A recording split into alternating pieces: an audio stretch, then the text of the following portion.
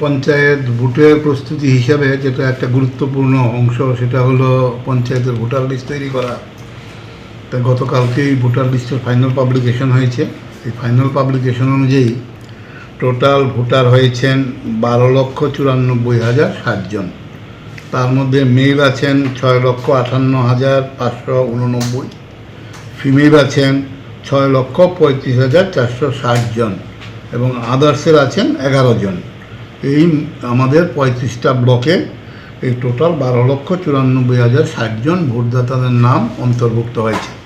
এখানে একটা জিনিস বলে রাখা ভালো যে ফাইনাল পাবলিকেশন হয়েছে মানে এখন যদি কোনো কেউ চায় ওনার নাম অন্তর্ভুক্তি কোনো কারণে বাদ পড়েছে বা কারো সম্বন্ধে অবজেকশন, সেটা এখনও উনি দিতে পারেন। নিয়ম অনুযায়ী submission of last date of submission of nomination অবধি এই প্রসেসটা চলবে। এখানে রিটার্নিং অফিসার যিনি আছেন বিডিও, উনি এম্পাওয়ার্ড এটা ডিসপোজ করার জন্য। উনি তদন্ত করে এটার পক্ষে একটা সিদ্ধান্ত নিতে পারবেন। আচ্ছা, কবে নাগাদ ভোট গ্রহণ হতে পারে? সরকারের সঙ্গে সঙ্গে কোনো কথাবার্তা? আমাদের তো প্রপোজাল আছে আগস্টের 1st উইকে করার জন্য, আর যে সিদ্ধান্তই হোক আমরা জুলাইয়ের 1st উইকে ডিক্লেয়ার করে দেবো।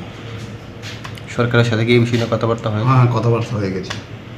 আচ্ছা স্যার, ফাইনাল ভোটার লিস্টে কি যে আমাদের যে খসড়া তালিকা থেকে নাম কমেছে না বেড়েছে? অল্প কিছু কমেছে, অল্প সামান্য। কমার কারণটা স্যার কিছু এটা সাধারণ 20 মৃত ভোটার হয়।